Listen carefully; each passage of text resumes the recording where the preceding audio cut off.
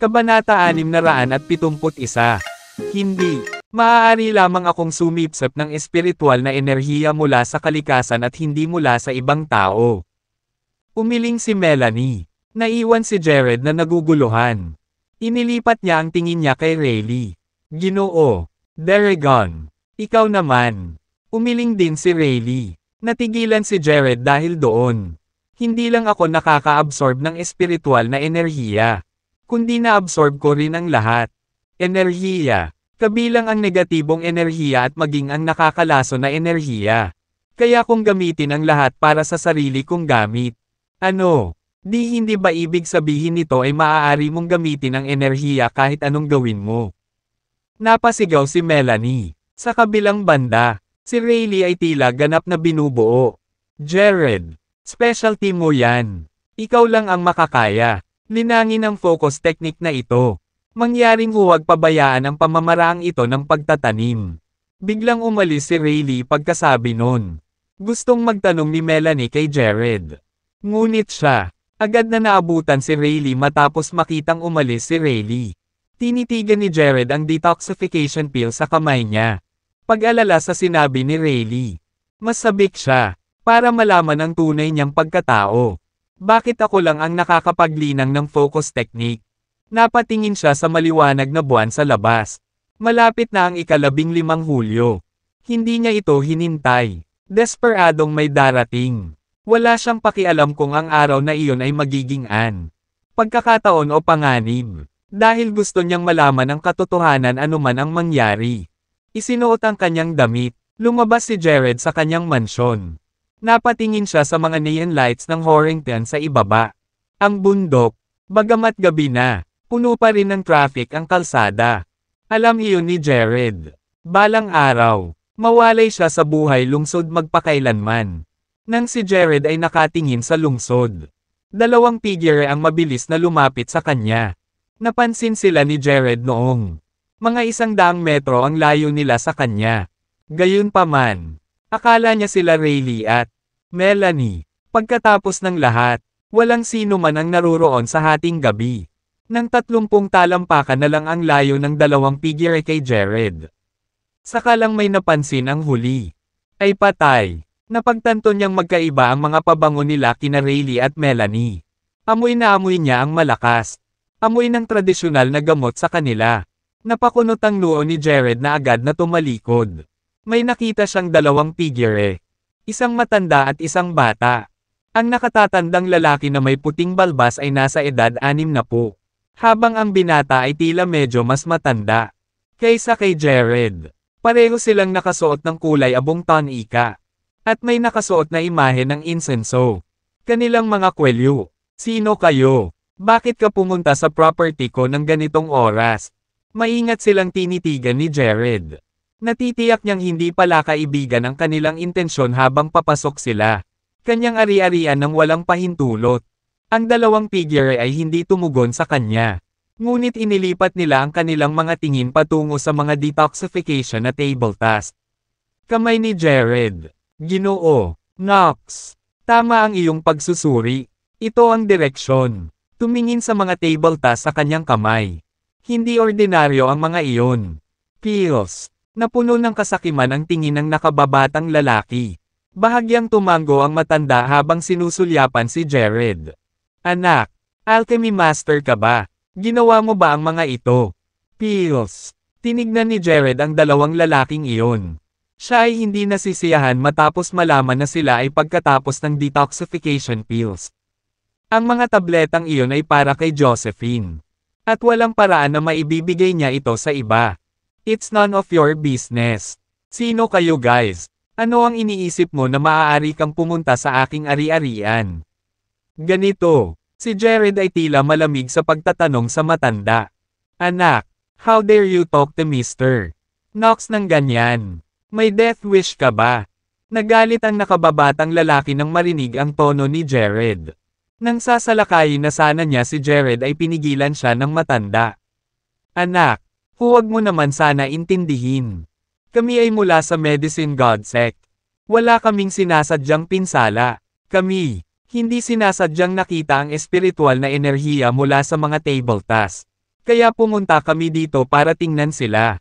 Ang matanda ay nagpakita ng palakaibigang hitsura. Medicine God Sect. Hindi pa sila narinig ni Jared noon. May kinalaman ka ba kay Herb Palasyo? Alam lang ni Jared na ang Herb Palace ay isang lugar na mayroon ng mga Bailey sa Jazz-Ona para mangolekta ng mga halamang gamot. Herb Palace noon. Patuloy pa rin ang pagbibigay ng mga halamang gamot kay Jared. Palasyo ng Herb. Tila naguguluhan ang matanda nang lumingon siya sa nakababatang lalaki. Halatang walang ideya ang matanda sa sinasabi ni Jared. Gayunpaman, talagang sikat ang Herb Palace sa Jazza at Nothana. Marami mula sa martial arts world. Pupunta doon para hanapin ang mga halamang kailangan nila. Dahil hindi alam ng mga matatanda ang tungkol sa Herb Palace. Ito ay malinaw na hindi siya lokal. Agad na ipinaliwanag ng binata sa matatanda. Mr. Knox, ang Herb Palace ay isang parmasya lamang. Gumagawa din sila ng ilang mababang uri ng table task. Maganda ang reputasyon nila sa Jazza at Nothana. Gayunpaman, iyan ay dahil lamang ito ay ipinapahayag ng ilang mga tao sa mundo ng martial arts. At mula sa mga Bailey, sinusuportahan ito ng Jadeboro.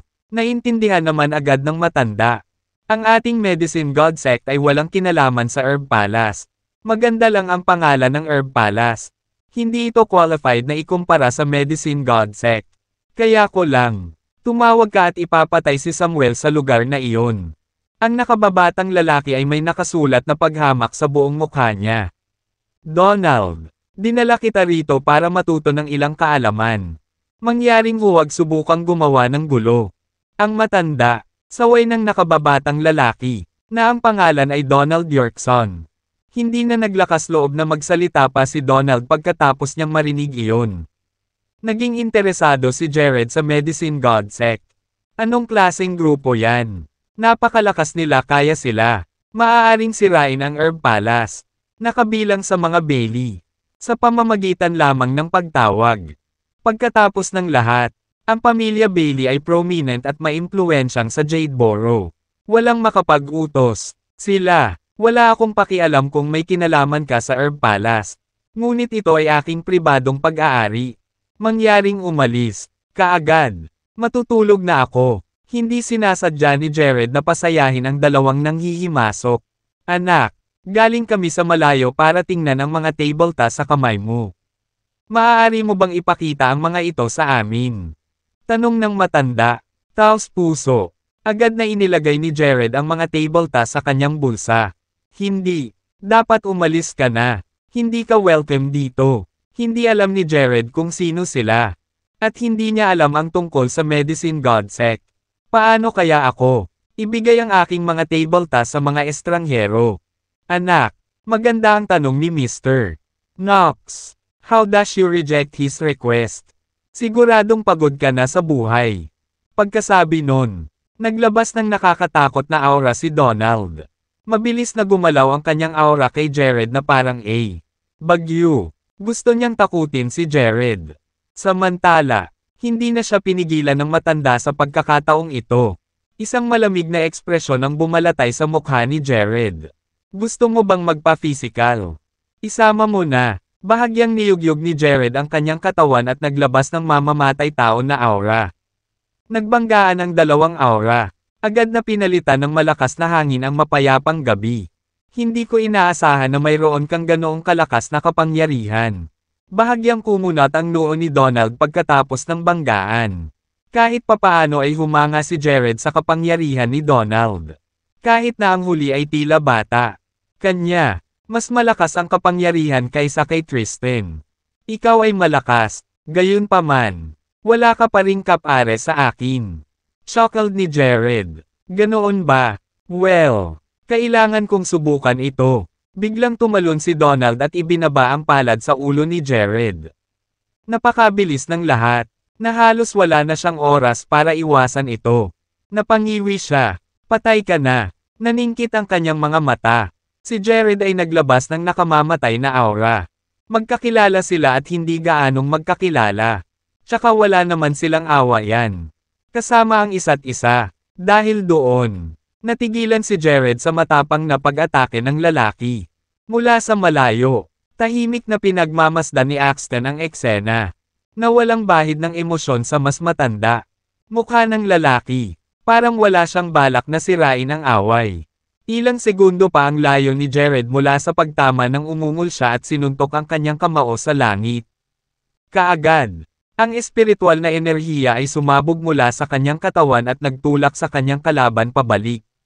Thud! Thud! Thud! Matapos umatras ng ilang hakbang, namutla ang mukha ni Donald.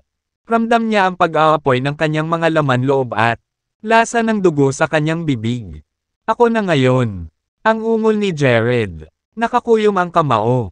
Binato niya ng suntok ang lalaking nasa harapan niya. Nakakamatay ang suntok na pumutok sa hangin na may tunog ng pagsipol. Nang makita iyon, Donald, nataranta. Mabilis niyang ibinaba ang kanang kamay. At isang tansong espada ang lumitaw sa kanyang braso. Nagsimulang lumipad ang espada sa itaas ng kanyang kamay.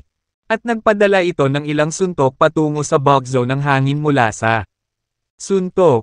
Kaagad, isang boom ang umalangaw-ngaw sa buong lugar, na may mga spark na lumilipad sa lahat ng dako. Swoosh! May napunit na tunog habang pasuray-suray si Donald. Ang kanyang damit ay punit-punit, na nagpapakita ng kalahating metro ang haba. Sugat sa kanyang dibdib. Umagos ang sariwang dugo mula rito. Habang tinatitigan niya ang kanyang pinsala, nanlaki ang kanyang mga mata. At buong lakas, sumigaw siya, "Papatayin kita!" Pagkatapos, nagpakawala siya ng mahinang dagandong. At ang espada sa kanyang mga kamay ay naging pula. Sa nakakatakot na aura, lumipad ito, sa direksyon ni Jared. Sundan siya. Maraming kopya ni Donald ang nagsimulang magpakita kay Jared. Dumami din ang espadang hawak niya. At tumungo silang lahat sa direksyon ni Jared. Nang makita ang mga figures sa paligid niya, napakunot ang noo ni Jared. Habang pinag-iisipan niya ang gagawin. Ilang segundo na ang layo ng mga espada sa kanya. Dahil sa sitwasyon, mabilis na ginamit ni Jared ang kanyang focus technique para protektahan ang kanyang sarili gamit ang kanyang espiritual na enerhiya.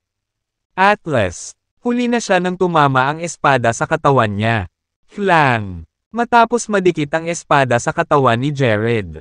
Pinunit nito ang damit ni Jared. Ang natitirang, bahagya siyang tinakpan ng tela. Sa kabila nito, walang nakikitang pinsala si Jared. Ang kanyang tan skin ay tila hindi nagalaw sa ilalim ng mahina. Liwanag ng buwan. Ha! Nakabalik sa kanyang mga kamay ang espada. Natigilan ang binata. Maging ang matandang lalaki sa di kalayuan ay napatitig kay Jared na nakanganga ang bibig. Nagulat sa kinalabasan. Nagulat din si Jared gaya ng dalawa. Hindi niya inaasahan na ganoon kalakas ang katawan niya. Hindi nagtamo ng pinsala. Mahalagang tandaan na hindi niya magagamit ang kanyang espiritual na enerhiya sa oras upang protektahan ang kanyang sarili. Sa makatuwid, lahat ng iyon ay gawa mula sa kanyang malabakal na katawan. Sinabi ko na sayo na wala kang kapantay sa akin. Nakangiting pinandilatan ni Jared ang kalaban at binato ito ng isa pang suntok. Sa sandaling iyon, nawala ng malay si Donald at hindi alam ang paparating na panganib. Tumayo siya doon, nang hindi gumagalaw, kahit anong hirap niyang pag-isipan. Hindi niya maintindihan kung paano hindi nasaktan si Jared. Pagkatapos ng kanyang pag-atake, sa pagtingin sa kung paano matatapos ni Jared si Donald. Sa wakas ay pumasok si Axton. Enough! Wala kang laban. Sa isa't isa. Kaya hindi na kailangang labanan ang isa't isa hanggang sa kamatayan. Sa isang pitik ng kanyang pulso, tinamaan niya si Jared ng husto sa dibdib, na nagpa-atres sa kanya mula sa impact. Pagkatapos, tinapik niya ang balikat ni Donald. Donald, magmuni-muni ka sa sarili mo. Sinabi ko sa iyo na huwag gumawa ng gulo. Ngunit tumanggi kang makinig sa akin. Ngayon, sa wakas ay natikman mo na ang sarili mong gamot. Tama ba ako? Pulang-pula ang mukha ni Donald habang nakayuko sa kahihiyan. Matapos umatras ng ilang metro si Jared. Sa wakas ay nakabangon na rin siya. Tapos, tumangala siya para tignan. Axton, Alam niyang hindi siya tugma sa matandang lalaki. Kung tutuusin, kaya niyang pigilan si Jared ng walang labis na pagsisikap. Pareho ba kayong nagpaplanong atakihin ako? Kahit alam ni Jared kung gaano kalakas si Axton. Hindi siya umatras. Hoy, na-misunderstood mo ako. Paano ko mabubuli ang isang taong mas mahina sa akin? Kung abusuhin ko ang kapangyarihan ko, sunduin ang isang mas mahinang tao, masisira ko ang reputasyon ng Medicine God Sect. Nagmamadali ang lalaki. Ipinakilala ang kanyang sarili. Ako si Axton Knox, isang elder ng Medicine God Sect. Siya ay si Donald Yorkson, na isa sa ating mga alagad. Wala kaming ulterior motives nang pumunta kami dito at wala kaming balak magnakaw. Iyong tableta. Sana wag kayong magkamali, kahit hindi ko alam kung ano ang pangalan mo. Sana magkaroon tayo ng pagkakataon na makipagpalitan ng kaalaman sa alchemy. Nang makita kung gaano sincero si Axton, sumagot si Jared. Ako si Jared Chance, bagamat naiintindihan ko ang alchemy. Hindi ito isang tableta na ginawa ko. Hindi siya nagsinungaling. Batay sa kanyang mga kakayahan, hindi siya maaaring lumikha ng isang detoxification pill na tulad nito. Nako, sinisikap ko pa ring malaman kung paano makakabuo ang isang taong kasing bata mo ng ganoong mataas na antas ng tableta. Makatuwiran na ngayon na hindi ikaw ang taong gumawa nito. Dahan-dahang tumango si Axton. Gayunpaman, bigla siyang natigilan at curious na tumingin kay Jared. Ano nga ulit ang pangalan mo? Ako si Jared Chance. Natarantang itinaas ni Jared ang kanyang mga kilay. Hindi sigurado kung bakit tatanungin ni Axton ang kanyang pangalan. Muli, ikaw ba ang taong hahamunin si Xander bukas? Napabuntong hininga si Donald. Tumango si Jared. Oo, ako iyon. Hahaha, sabi nga, ang mga bayani ay nilikha mula sa murang edad. Hindi ko inaasahan na magiging ganito ka. Bata pa, ang totoo. Pumunta kami sa Horrington para manood ng laban. Dati, curious ako sa lalaki, na naglakas loob na tanggapin ang hamon ni Xander. Little did I expect to run into the man himself. Pagmumuni-muni ni Axton, habang nakatingin kay Jared ng may paggalang. Sa kabilang banda, huminga si Donald. Si Xander ay kasalukuyang martial arts grandmaster. Sa paghusga mula sa iyong kakayahan. Sa tingin ko kaya kanyang sirain sa isang galaw. Hindi ako makapaniwala na mayroon ka pa ring lakas ng loob na hamanin. Kanya, hindi mo ba alam ang limitasyon mo? Galit pa rin matapos matalo kay Jared. Hindi napigilan ni Donald na libakin siya. Paano mo nalaman kung gaano ako kalakas? 1/3 lang ng kapangyarihan ko ang ginamit ko kanina para talunin ka. Tumango si Jared bilang tugon. Ikaw, nabalisa sa sinabi ni Jared. Si Donald ay sumimangot. Huwag mong subukang kumilos ng matigas. Tingnan natin kung paano ka mamatay. Bukas. Well, hindi mo kailangang mag-alala tungkol dito. Now, I have to invite you to leave since this is my place. Jared interrupted him with a cold expression. Gayunpaman, hindi pinansin ni Axton ang kahilingan ni Jared. Nagtatanim ng ngiti sa kanyang mukha. Tinanong niya, Oy, paano tayo? Gumawa ng deal. Anong deal? Napatingin si Jared kay Axton at nagtanong. Kung ililigtas ko ang iyong buhay, ibibigay mo sa akin ang tableta. Alok ni Axton. Parang gusto pa niyang inumin ang detoxification pill kay Jared. Iligtas mo ang aking buhay. Mukhang natarante si Jared dahil hindi niya maintindihan ang ibig sabihin ng matanda. Bukas, malamang matatalo ka sa laban ni Xander. Pinatay mo ang kanyang anak. Kaya sa tingin mo siya, may iligtas ba ang iyong buhay sa arena? Kahit na, kaya kitang iligtas. Kung makialam ako, mapapatakbo ko si Xander. Ang mga burol, hindi ko ba ililigtas ang buhay mo? Katwiran ni Axton. Matapos marinig ni Jared ang kanyang alok, ngumuso siya. Paano ka nakatitiyak na matatalo ako? Well, sigurado akong hindi ka lalabas bilang panalo. Si Xander ay isang martial arts grandmaster. Bagamat siya ay bago dito, at hindi ganoon katatag ang kanyang kapangyarihan. Madali ka pa rin niyang matalo. Sa tingin ko ikaw ay hindi hihigit sa isang 5th level Grandmaster. Kaya paano mo matatalo si Xander? Kahanga-hanga para sa iyo na maging bahagi ng mundo ng martial arts sa murang edad. Gayunpaman, marami ka pa ring dapat matutunan. Isipin mo kung anong meron ako. Inalok dahil may magandang kinabukasan ka pa. Sinubukan ni Axton na hikayatin si Jared. Umaasa na. Pumayag ang huli. Pagkatapos ng lahat, ang Medicine God Sect ay hindi madalas makatagpo ng ganoong mataas na antas ng tableta. Higit sa lahat, interesado siyang malaman ng taong lumikha ng tableta at kung paano si Jared, na may kaugnayan sa taong tulad na siya ay maaaring makatanggap ng tulad ng isang mahalagang tableta. Natatakot akong ma-disappoint ka. Mas gugustuhin ko pang mamatay sa arena kaysa makatanggap ng tulong mula sa ibang tao.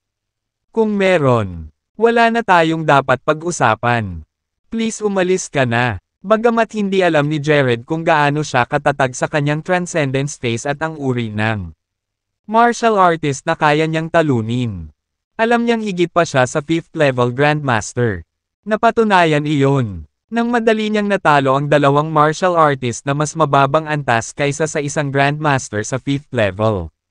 Nang marinig iyon, sinulyapan ni Axton si Jared bago ito bumantong hininga. Dapat mong pag-isipang muli ang sinabi ko.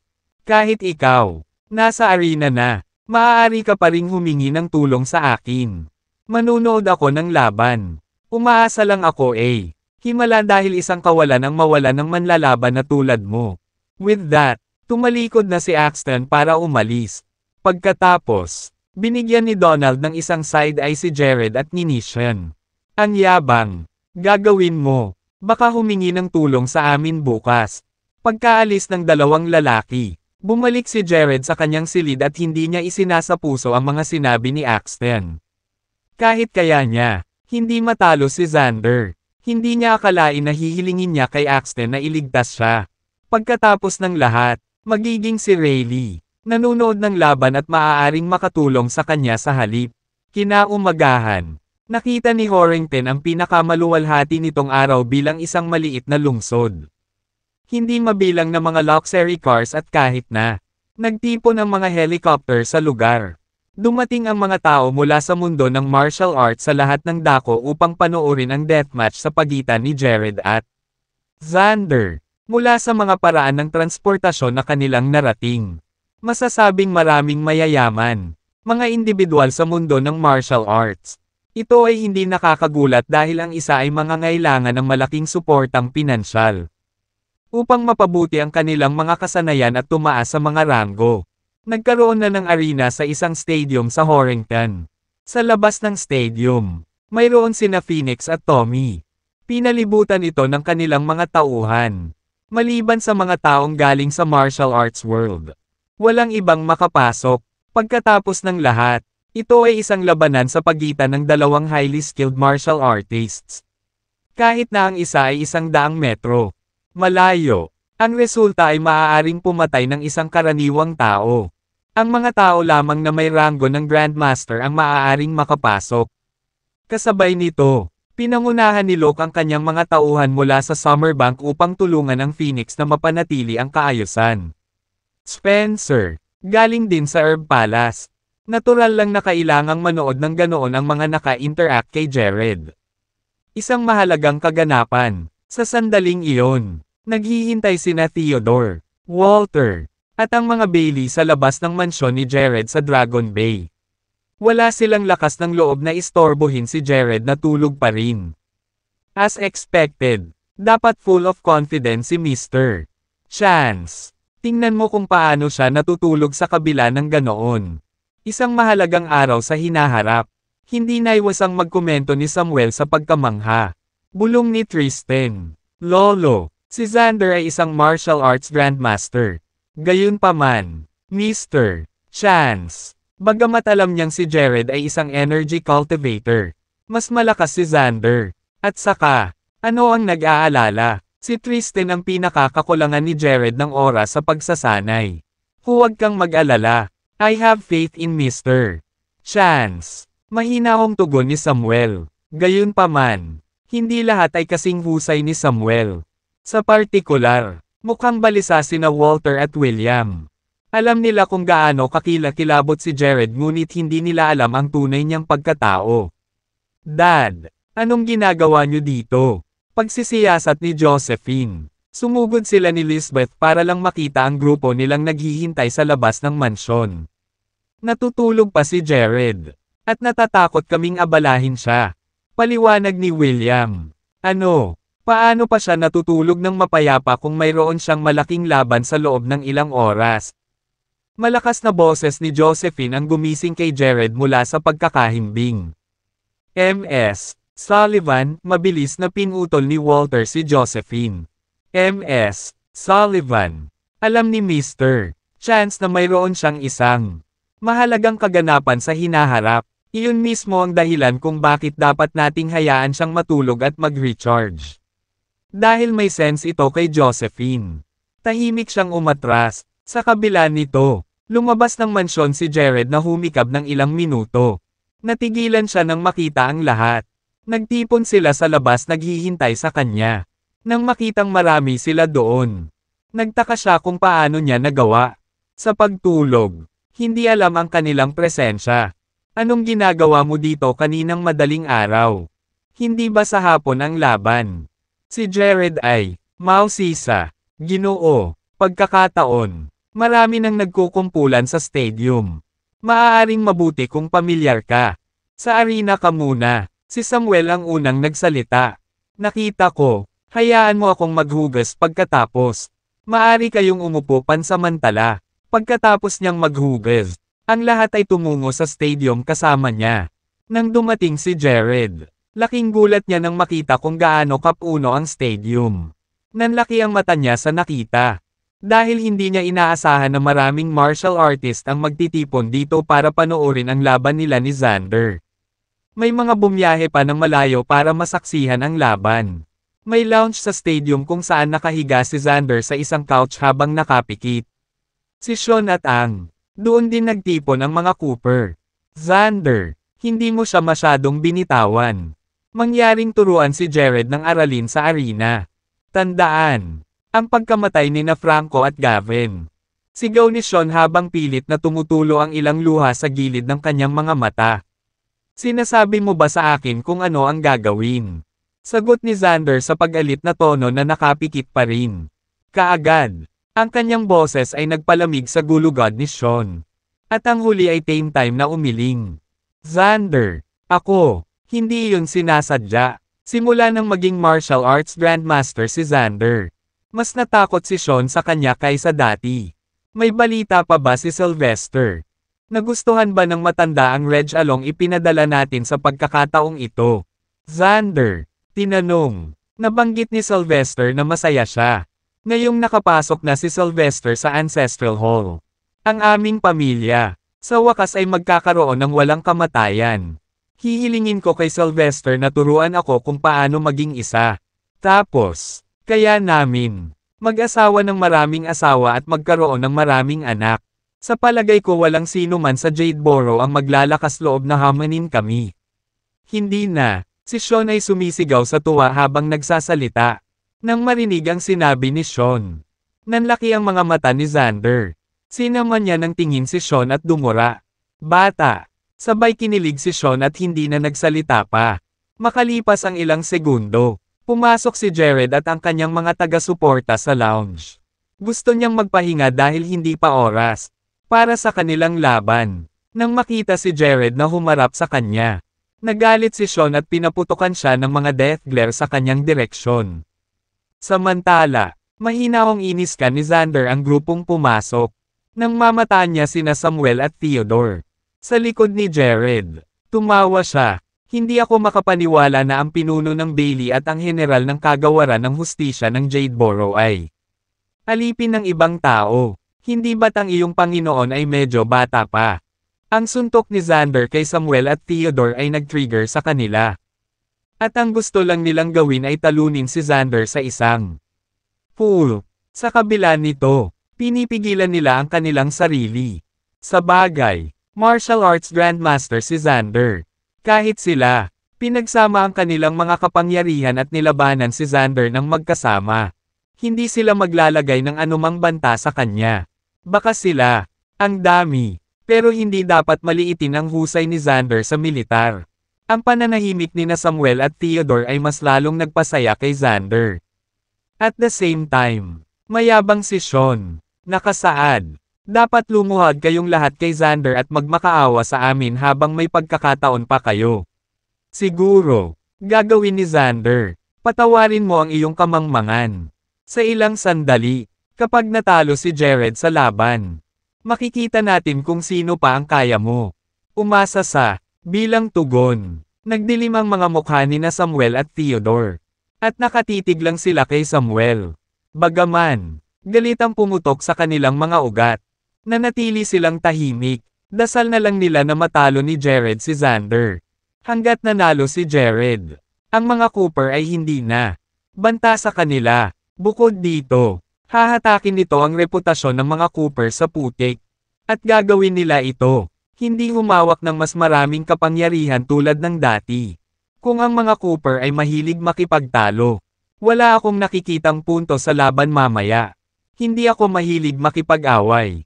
Mga taong walang laman. Sinusuri ang mga Cooper. Ipinagtanggol ni Jared sina Samuel at Theodore. Jared, ano ba? Galit na galit si Sean at susuntukan na sana si Jared. Dahil nandoon si Xander, hindi siya natakot sa mga epekto. Sean, babala ni Xander. Biglang napatigil si Sean sa paglalakad. Hoy, may isang oras na lang bago magtanghali. At ito na nga ang haba ng kailangan mong mabuhay.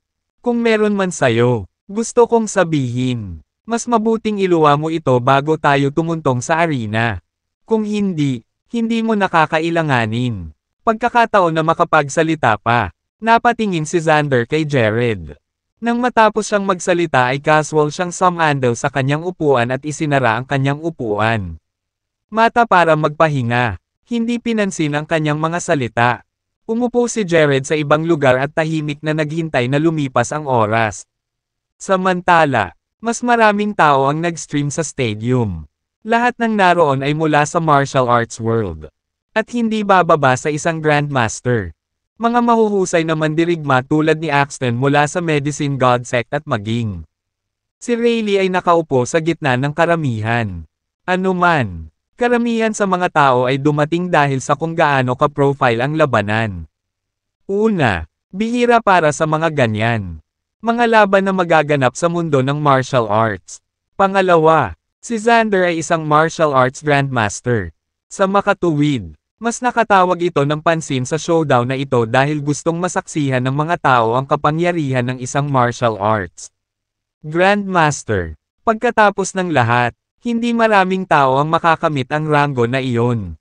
At hindi araw-araw na magagawa mo. Makita ang isang martial arts grandmaster na nagpapakita ng kanyang kakayahan. Balita ko nasa 20s lang si Jared. Napakabata niya. Bakit niya sasagutin ang hamon ni Xander? Ang ilan. Tanong ng mga tao sa karamihan. Hindi niya alam ang limitasyon niya. Sa tingin ko ang labanan na ito ay maaaring tumagal lamang ng 1 minuto. Baka hindi si Jared kayang magtagal ng 1 minuto. Dahil hindi kilala ng maraming tao si Jared. Kinukutya nila ang kanyang desisyon. Tanggapin ang hamon. Paano ito posible? Narinig kong malakas si Jared. At dapat ay mas magaling siya sa 5th level Grandmaster. Siya, dapat ay isang kababalaghan upang makamit ang antas ng Senior Grandmaster sa edad na iyon. Ano ang silbi ng pagiging regalo? Mamamatay pa rin siya sa arena.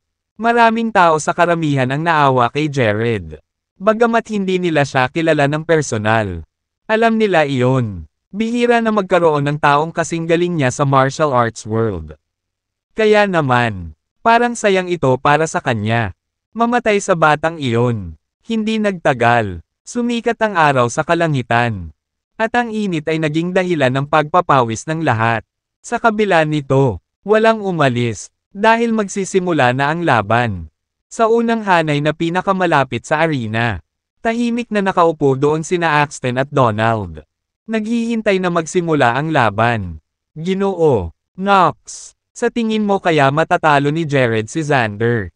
Kung hindi niya makayanan ang unang atake ni Xander, At mamatay. Mawawala sa atin ang tableta dahil hindi natin alam kung saan niya ito itinatago. Mahinang si Donald. Bulong ni Axton. No worries. Hindi ganoon kabilis mawawala si Jared. Gayunpaman, alam kong hindi siya magkakaroon ng pagkakataong manalo. Still, I will step in to help him at the last minute because we can't have him dead. Sagot ni Axton. Ginoo. Knox. Kung gayon, sasaktan natin ang mga Cooper. Bilang karagdagan, kung tumanggi si Jared na ibigay ang tableta, magiging kami. Sa isang dahado, dapat kinuha natin kagabi. Pagkatapos ng lahat, walang nakakita nito, at maaari nating pag-aari ito minsan. At para sa lahat, walang awa na pahayag ni Donald. Sa sobrang pagkadismaya ay tinapunan lang siya ni Axton ng masamang tingin at walang sinabi. Hindi alam ni na Axton at Donald na narinig ni Rayleigh at Melanie ang kanilang pag-uusap mula kay A. Ilang upuan ang layo. Kahit mahinang nagsalita ang dalawa. Sinalo ni Rayleigh ang bawat salitang sinasabi nila. Kumunat ang noo ni Melanie at nagtanong. Mr. Daragon, hinahanap nila ang iyong detoxification pill. Sino ka? Sila. Galing sila sa Medicine God Sect. Hindi ko inaasahan na magkaka-interes ang mga taga roon kay Jared at ang laban ni Xander. Walang pakialam na ungol ni Rayleigh. Medicine God Sect. Nagulat si Melanie sa narinig. Balita ko ang mga taong iyon ay mayabang at itinuturing ang kanilang mga sarili bilang superior nila lang. Kung ipinagmamalaki nila ang kanilang sarili bilang mga marangal na tao. Bakit sila? May ganoong kasakiman na pag-iisip. Bamantong hininga si Rayleigh. Pagdating sa mga ganitong benepisyo, wala nang ibang bagay. Sino ang nagmamalasakit? Kung sila ay matuwid o hindi. Nakalimutan mo na ba kung sino ang sumando sa'yo at nag-abot sa'yo sa akin? Halos biglang nagbago ang ekspresyon ng mukha ni Melanie. Parang nasaktan. Bamulong siya. Sinabi mo sa akin iyon, Brody. Mula sa Village of Villains ipinasa ako sa iyo. Tumango si Rayleigh. May mga sabi-sabi na ang mga tao mula sa Village of Villains ay masasama. Gayunpaman, kapag nakita ka ni Brody sa kalye, nagkaroon siya ng puso na kunin ka. Sa tingin mo ba masama siyang tao noon? Bilang tugon, umiling si Melanie. Naalala niya ang nakaraan nilang pag-uusap ni Rayleigh. Binalikan niya, siya at Bamulong. Mr. Daragon. Nabanggit mo na dadalhin mo ako sa Village of Villains kung meron tayo. Ang oras, gusto kong makilala ng personal ang aking benefactor. Oo, pag-usapan natin ito pagkatapos ng 15 ng Hulyo. Sino ang nakakaalam? Baka kailanganin ko ang tulong ng mga taga-barangay ng mga kontrabida. Hindi papakawalan ng mga Daragon si Jared ng ganoon kadali. At sa palagay ko ay hindi sapat kami ni Mr. Draco para protektahan mo siya. Tila nagtatampo si Rayleigh habang sinasabi ang sitwasyon. Ginoo, Daragon. Sino si Jared? Bakit kailangan mong gawin ni Old Mr. Daragon ang ganoong haba? Protektahan siya. Nagtataka si Melanie. Para sa iyong sariling kapakanan na malaman ang kaunti hanggat maaari. Gayun din. Huwag gamitin ang iyong seduction technique ng walang ingat. Mayroon kang natural na pang-akit na pambabae. Kung ang isang masamang tao ay sumama sa hangin nito, ito ay mangangahulugan ng problema para sa iyo. Paalala ni Rayleigh sa kanya. Naiintindihan ko. Tumango si Melanie bilang pagsang-ayon. Habang nag-uusap sila, biglang naghiyawan ang mga tao. Lumabas na si Xander. Sigaw ng katabi nila. Napalingon ang lahat sa arena at napansin si Xander na nangunguna sa pagpasok sa arena. Una, bumangon siya at bahagyang lumapag sa kanyang mga paa. Sumunod si Sean at ang mga Cooper sa likuran niya. Tulad ng inaasahan, nakamit ni Xander ang ranggo ng Martial Arts Grandmaster. Someone stated in admiration. Parang tataas lang ang kapangyarihan ng mga Cooper. Tingnan kung paano ang lahat ng kanilang. Ang mga miyembro ng pamilya ay mga Grandmaster. Mayroon pang ang isang Senior Grandmaster. Si Jared ay walang iba kung ikukumpara. How dare he provoke the Coopers? Siguradong nililigawan niya ang kanyang kamatayan. Sa kabilang banda, may mga naawa kay Jared. Mawawala na siya ng buhay sa murang edad niya. Paano? Malungkot. Nag-usap ang mga tao sa isa't isa ngunit nanatiling nakadikit ang kanilang mga mata sa arena. Kilala nila si Jared. Ay lilito sa lalong madaling panahon. At gusto nilang makita kung sino siya. Kaagad pagkatapos makapunta si Xander sa arena. Lumabas si Jared at ang kanyang mga tauhan mula sa lounge. Kasunod ng hitsura ni Jared. Tumayo ang buong stadium. Ang bawat isa ay crane ng kanilang leeg upang mahuli mas magandang sulyap kay Jared. Curious kung sino ang matapang na lalaki. Ano? Nakatayo ba ang binatang iyon sa harap Jared?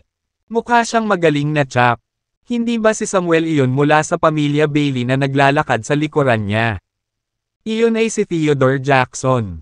Ang general ng, gayon din ang kagawaran ng hustisya ng Jadeboro. Paano nila nakilala si Jared? Hindi nakakagulat na si Jared ay naglakas loob na tanggapin ang hamon na ito. Nakikita kong may mga taong umaatres sa kanya. Pero, kahit na sa suporta ng Baileys at ng Department of Justice ng Jadeboro, hindi siya binitawan ni Xander. Ang kanyang kalooban na ipaghiganti ang kanyang mga anak ay tila mas mahalaga. Natigilan ang mga nanonood. Dahan daw ang tinungo ni Jared ang arena habang ang lahat ng nasa stadium ay nakaupo at tahimik na naghihintay. Magsisimula na ang laban. Jared, may huling salita ka ba? Sabihin mo sa akin bago ka tumuntong sa arena dahil hindi kita papayagan. Kalahati. Umalis ka dito ng buhay. Panunuya ni Xander kay Jared. Habang nagsasalita siya ng malakas, naririnig siya ng lahat ng manunood. Inaasahan nilang lahat na matatapos lang ang laban kapag isa ay patay na. Iyan din ang gusto kong itanong sa iyo. Mayroon ka bang huling mga salita pagkatapos? Hayaan mo ako o alinman sa iyo.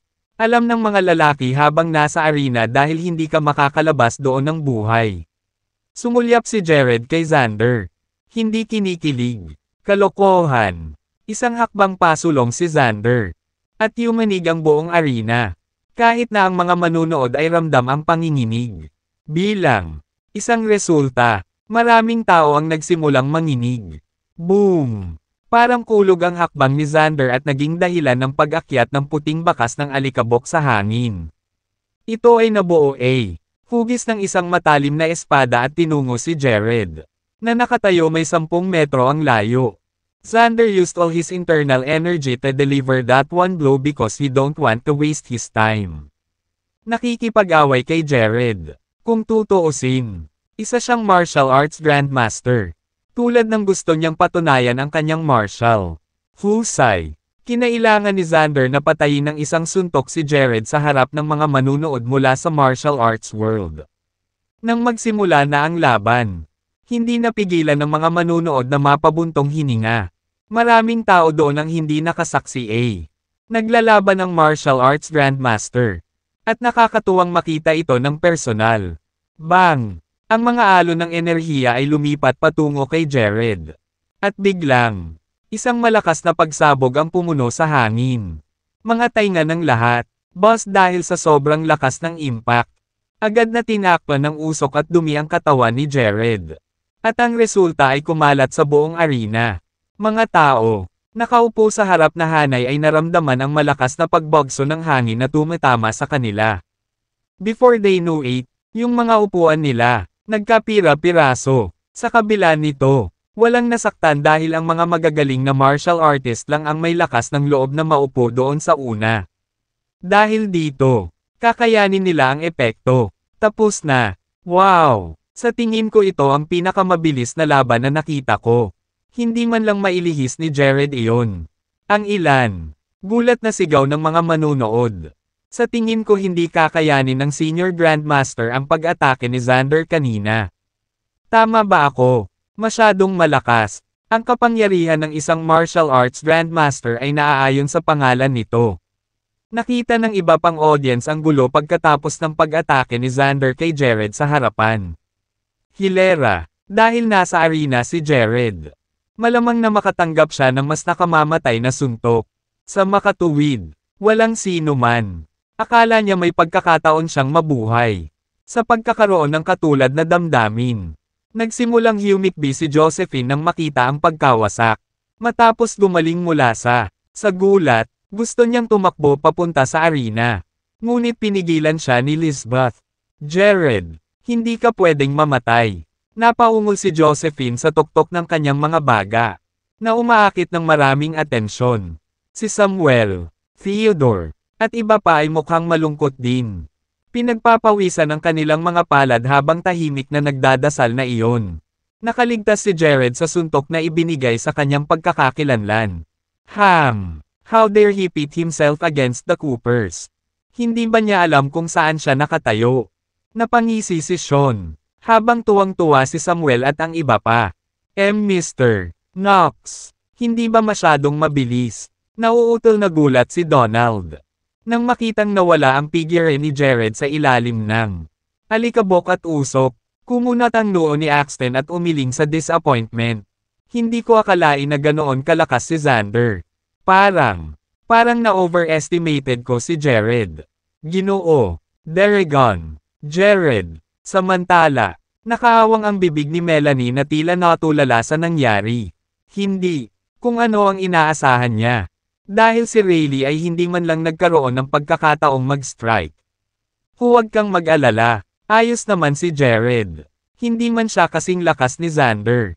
Hindi siya matatalo ng ganoon kabilis. Sa kaibahan sa iba, si Rayleigh ay tila kalmado. Habang dahan-dahang humihina ang alikabok, napansin ng matatalas na mata ang isang figurang nakatayo sa gitna ng arena. Maya-maya, parami ang nakapansin na nakatayo pa rin si Jared sa arena. Si Xander pala, hindi siya natalo sa suntok na iyon. Parang ang damit lang ni Jared ang punit-punit. At ang tansong baluti sa kanyang dibdib ay may malaking dent. Nang makitang buhay si Jared, isa pang alon ng pagkabigla ang dumaan sa karamihan. Josephine ay walang exception. Siya ay tumayo mula sa iba habang siya ay nagsimulang umiyak. Paanong posible iyon? Hindi ba si Jared ay isang 5th level Grandmaster? Namangha si Axton nang makitang nakatayo si Jared sa arena na hindi nasaktan. Sigurado siyang hindi niya ginawa.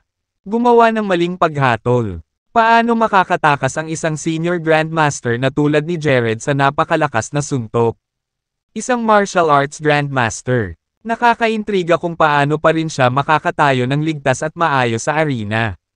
Sa sandaling iyon, tanging si Jared lang ang nakakaalam na ang kanyang mga panloob na organo ang higit na nagdusa. Bagaman ang tanso, pinalihis ng breastplate ang ilan sa mga epekto ng pag-atake ni Xander. Nagdusa pa rin siya ng ilang panloob. Mga pinsala. Siya ay galit na sinusubukang gamitin ang kanyang focus technique upang gamutin ang kanyang sarili ng espiritual na enerhiya. Sa halip na, inilabas ang dugong namumuo sa kanyang lalamunan. Pinigilan ito ni Jared para maglagay ng malakas na harapan. Iyon lang ba ang mayroon ka? Hikayatin kitang lumuhad at aminin ang iyong pagkakamali ngayon. Marahil, maaari kong matitira. Iyong buhay. Nakatayo doon si Jared. Pinalabas ang mga laser mula sa kanyang mga mata. Bagamat siya ay mukhang bagbog. Ang mga tao ay humanga sa kanya sa puntong iyon. Ilang tao ang makakaligtas sa pag-atake ng isang martial arts grandmaster. Jared, huwag kang masyadong mapuno sa sarili mo. I swear papatayin kita ngayon. Nang matanto ni Xander na bumangon si Jared mula sa suntok na ibinigay niya. Naramdaman niya ang pagtibok ng puso niya. Pagkabalisa, noong una, may tiwala siya na kaya niyang manalo sa simula. Gayunpaman, nang makita kung paano nangyari ang mga bagay, nagsimulang maglaho ang kanyang kumpiyansa. Gayunpaman, alam ni Xander na kaya niya. Hindi umatras sa martial arts world na nanunood sa kanya. Kahit galit na galit siya ay hindi siya naglakas loob. Gumawa ulit ng move kay Jared. Habang patuloy na kumilos si Jared sa ganoong paraan, hindi gaanong sigurado si Xander sa kanyang sarili. Siya ay naging mas maingat habang siya. Ipinagpalagay na si Jared ay may kung ano sa kanyang manggas at sadyang sinusubukang guluhin siya. Hindi niya alam na sinadya ni Jared ang epektong iyon dahil kailangan niya ng oras para gumaling. Saglit na nagkaharap ang dalawang lalaki. Ngunit walang kumibo. Damang-dama ang tensyon sa stadium. At lalo lang itong lumaki. Walang nang ahas gumawa ng ingay. Dahil ito ay isang mapagpasyang tugma sa pagitan ng dalawang bihasang mandirigma. Lahat ay nais na maiwasan ang pagkabalisa sa alinman sa kanila. Hindi nagtagal. Ang mga panloob na pinsala ni Jared ay nagsimulang gumaling ng dahan-dahan sa ilalim ng kanyang focus technique. At the same time, siya, nagawa ring pakalmayan ang sarili. Ginoo, Daragon, bakit walang tumatak sa kanila? Lumingon si Melanie kay Rayleigh. Mukhang bigo sa sitwasyon. Nasugatan si Jared, at sinusubukan niyang gamutin ang kanyang sarili. Malungkot na wika ni Rayleigh. Sa simula, masasabi niyang si Jared ay nagdusa mula sa panloob na pinsala. Gayunpaman, hindi ginawa ng madla. Pansinin ito habang itinago itong mabuti ni Jared. Habang lumilipas ang oras, napansin ni Xander ang mga nangyayari. Terena, niloko mo ako. Nakikita kong sinusubukan mong mag-aksaya ng oras. Saglit na natauhan si Xander nang dumaan ang lamig sa kanyang mga mata. Pagkatapos, tumalon siya, at parang lawin. Ibinuka niya ang kanyang mga braso at lumipad patungo kay Jared. Sa himpapawid, isinara niya ang kanyang mga braso. At nakita ng mga manunood si Xander na pinapagana ang enerhiya ng langit at lupa na pinagsama sa kanyang sariling enerhiya. Pagkatapos, lumikha siya ng dalawang malahiganti na kamay. Hinampes ito kay Jared. Nakasimangot na sagot ni Jared. Gamit ang kanyang palad na parang kutsilyo. Sinubukan niyang putulin ang hangin ng buong lakas. Bass again. Isang mahinang berdeng ilaw ang makikita na tumitawid sa higanteng parang kamay na enerhiya.